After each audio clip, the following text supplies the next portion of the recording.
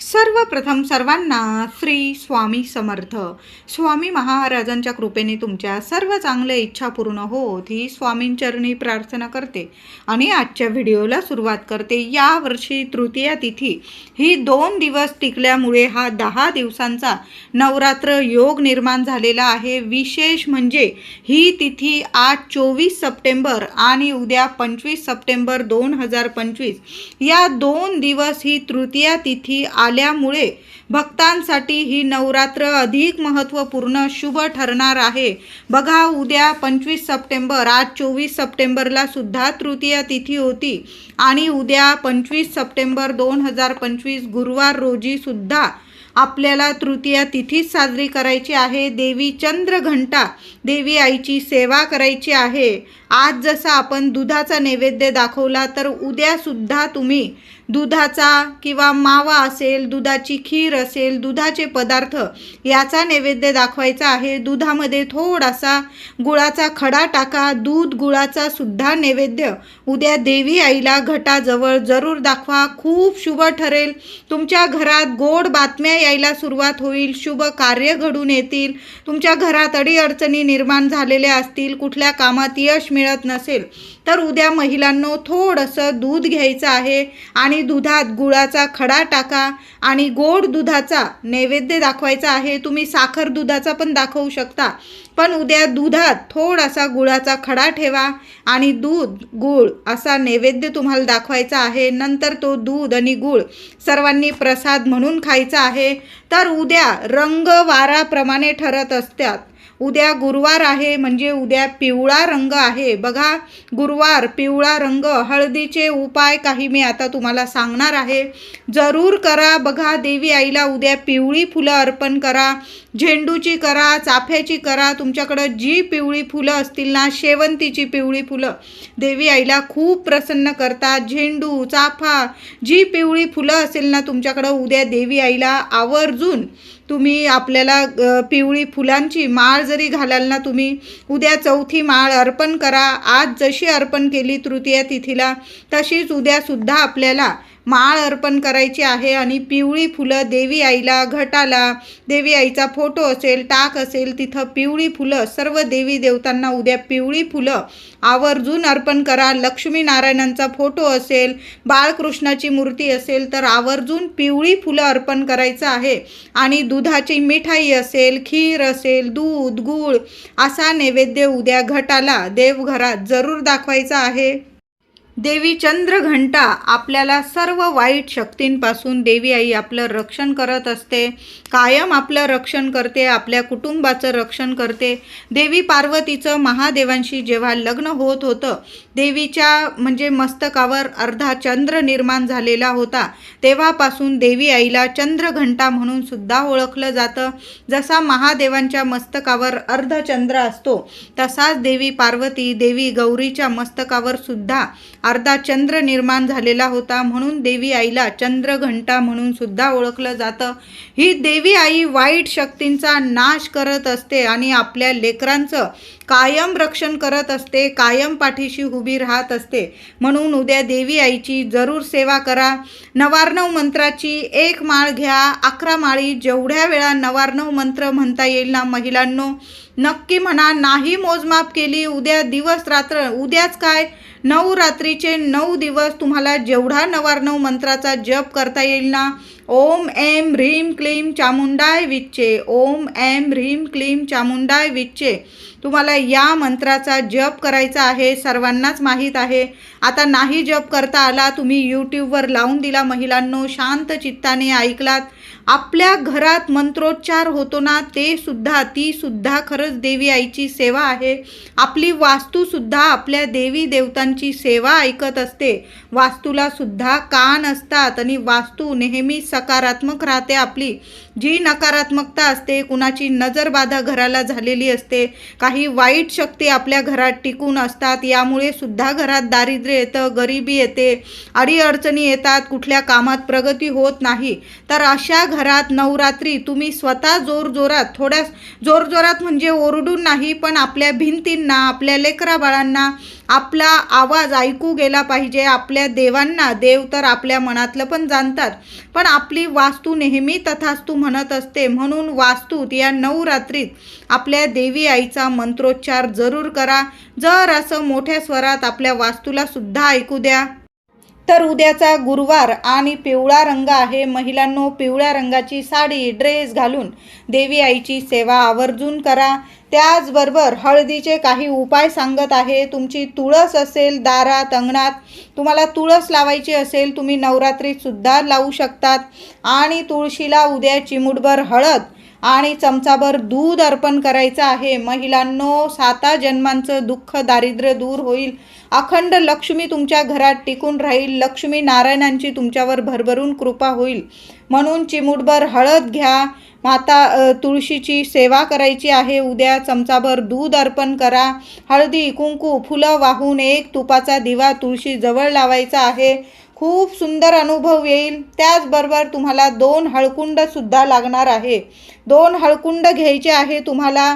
ज्या मुलींच्या लग्न कार्यात अडीअडचणी येतात त्यांनी स्वतः जरी ही सेवा केली किंवा आता ते घरात नसतील, मग आई वडिलांनी सेवा केली आईने तरीही चालेल. तर काय करायचं आहे, उद्या माळ, पाणी, घटाची सेवा करून झाल्यानंतर छान शांत बसायचं आहे. देवघरासमोर तुपाचा दिवा लावून द्या. तुपाच्या दिव्यात सुद्धा चिमूटभर हळद टाकून द्यायची आहे. 2 लवंगा असतील, 2 लवंगा टाका. छान अशी दिव्याची पूजा करायची आहे. अखंड दिव्यात टाकू नका. अखंड दिव्यात ज्या वस्तू टाकायच्या त्या आपण पहिल्याच दिवशी घटस्थापनेच्या दिवशीच टाकलेल्या आहे. आपण जो देवघरात रोज नित्य नियमाने दिवा लावतो त्याच्यात आपल्याला चिमूटभर हळद टाकायची आहे आणि 2 लवंगा टाकायच्या आहे. देवी आई समोर उजव्या हातात 2 तुम्हाला हळकुंड घ्यायचा आहे. आता तुमच्या घरात लग्न कार्य ठरत नाही, पैसा काही टिकत नाही, मुलाबाळांची प्रगती होत नाही, कुठलीही अडीअडचण असू द्या, तुम्हाला कर्ज झालेलं आहे, तुमचं कर्ज फिटत नाही, कष्टाला फळ मिळत नाही, सर्वांनी उद्या 2 हळकुंडा हातात घ्यायचा आहे आणि देवी आई समोर तुम्हाला किमान 21 वेळा ओम श्रीम नमः, ओम श्रीम नमः या मंत्राचा जप करायचा आहे. अखंड लक्ष्मी तुमच्या घरात नांदणारा हा उपाय आहे. ही सेवा आहे देवी लक्ष्मीची. तर उद्या ओम श्रीम नमः या मंत्राचा जप 1 माळ करता आला तर 1 माळ करा. किमान 21 वेळा तरी 2 हळकुंड उजव्या हातात घ्यायचं आहे. देवी आईचा मंत्र जपायचा आहे आणि घटाजवळ तुम्हाला त्या 2 हळकुंड तुम्हाला अर्पण करायचा आहे. घटस्थापना झालेली नसेल, तुमच्या घरात देवी आईचा फोटो असेल, तिथं जरी अर्पण केलं तरीही चालेल. त्या हळकुंड तिथंच राहू द्यायचे आहे आणि दसऱ्यालाच आता हळकुंड उचलायचे आहे तुम्हाला. तिथंच राहू द्या. जर असं पाणी वगैरे आपण घटाला देतो त्यावर पडणार नाही अशा पद्धतीने आपल्याला देवी आई जवळ कोपऱ्याला ठेवून द्यायचे आहे. हळकुंड देवी आईच्या चरणी ठेवा आणि ते हळकुंड तुम्हाला दसऱ्याच्या दिवशी जेव्हा तुम्ही घट हलवाल तेव्हाच ते उचलायचे आहे. आता लग्न कार्यासंबंधी तुम्ही उपाय केलेला आहे, सेवा केलेली आहे, तर ज्या मुलींचे लग्न कार्य ठरत नाही, अडीअडचणी येत आहे, त्या मुलाने किंवा मुलीने स्वतः जरी उपाय केला किंवा आईने उपाय केला तर काय करायचं आहे, ते 2 हळकुंड देवी आईला प्रार्थना करा, माझ्या मुलाचं किंवा मुलीचं लवकरात लवकर योग्य ठिकाणी योग्य मुलगा किंवा योग्य मुलगी लग्न कार्य जुळून येऊ दे, शुभ कार्य घरात घडून येऊ दे, तुझ्या चरणी मी प्रार्थना करत आहे. देवी आईला तुमची प्रार्थना बोला आणि ते हळकुंड तुम्हाला एक पिवळ्या कपड्यात बांधून ठेवून द्यायचं आहे. जेव्हा तुम्ही तुमच्या मुलाची किंवा मुलीची हळद करायला घ्याल, हळद लावण्यासाठी आपण हळद काढतो, जेव्हा 5 बायका आपण हळद काढतो देवांची पूजा करून, गणपती बाप्पांची पूजा करून जेव्हा हळदीचा कार्यक्रम करतो आपण घरात, तेव्हा ते 2 हळकुंड प्रथम घ्यायचे आहे.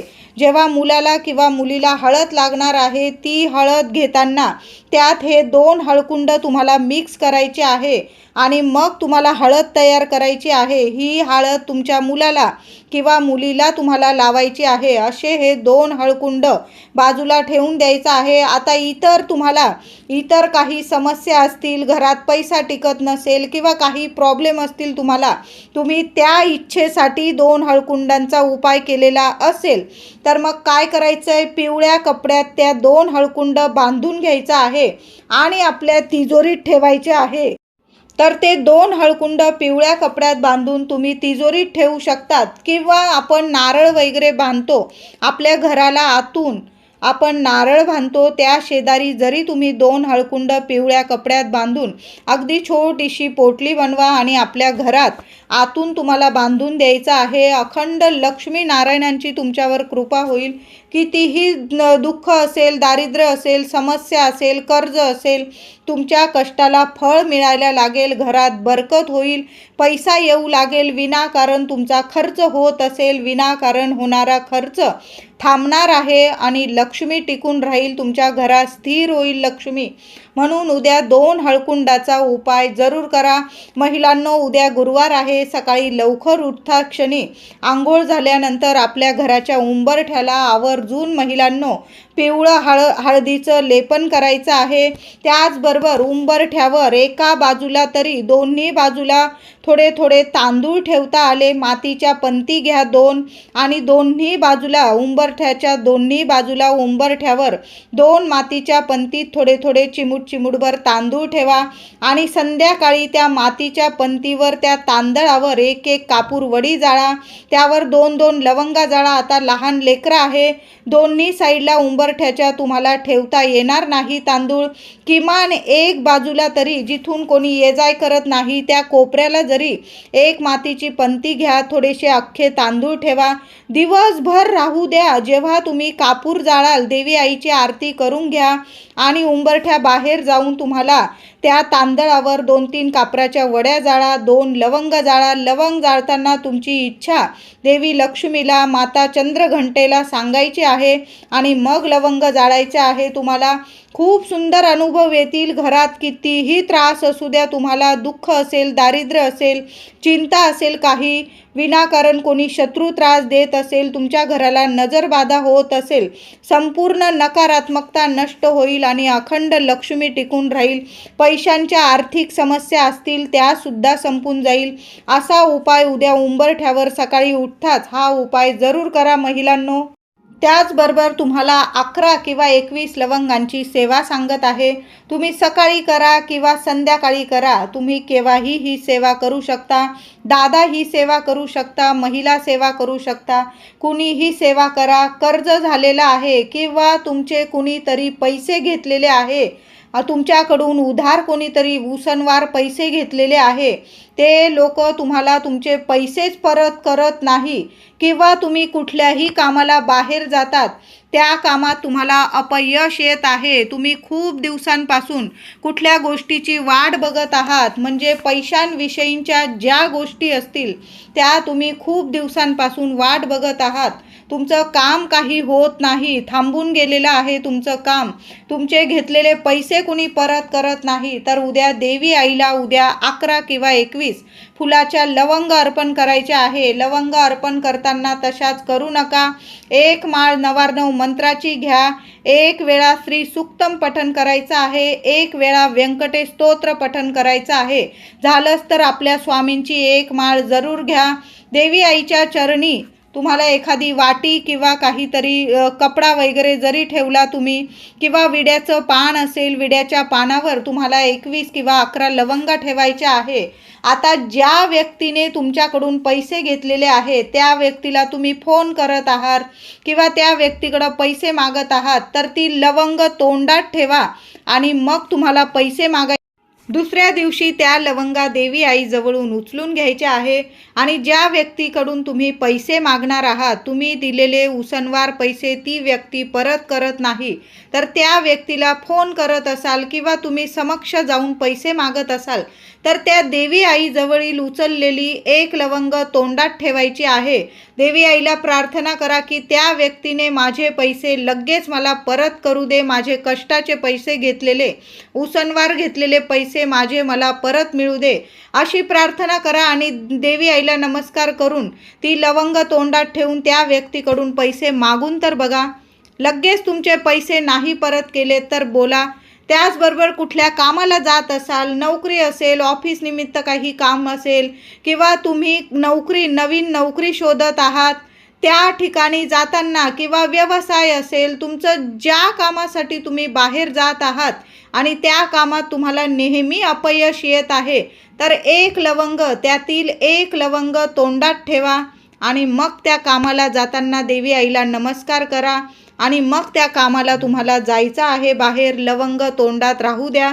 नंतर ती लवंग प्रसाद म्हणून खाऊन टाकली, तुम्ही चघळून घेतली तरीही चालेल, ती लवंग फेकून देऊ नका. देवी आईचा आशीर्वाद आहे, खाली हात येणार नाही. प्रत्येक कामात तुम्हाला यश मिळेल. नोकरी असू द्या, व्यवसाय असू द्या, आर्थिक प्रॉब्लेम दूर करण्यासाठी लवंगांचा हा उपाय जरूर करा.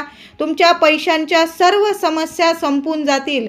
21 लवंग देवी आईजवळ ठेवा किंवा 11 ठेवा.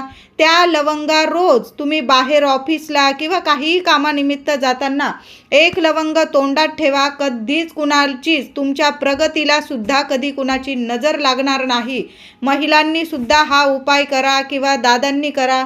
महिलांनी सुद्धा ऑफिसला जात असाल, कुठलं काम करायला जात असाल तर महिलांनो, एक लवंग, देवी आईचा तर आशीर्वाद असतो त्या लवंगा, म्हणजे देवी आईला लवंग खूप प्रसन्न करते. आपण अष्टमीला किंवा पंचमीला, शुक्रवार आलेला आहे तेव्हा तर देवी आईला लवंगांची माळ अर्पण करतो, लवंग अर्पण करतो. पण चौथ्या माळेला देवी चंद्रघंटेची सेवा करतो. शत्रूंचा नाश करणारी देवी म्हणजे देवी चंद्रघंटा. तर देवी आईला लवंग अर्पण करा.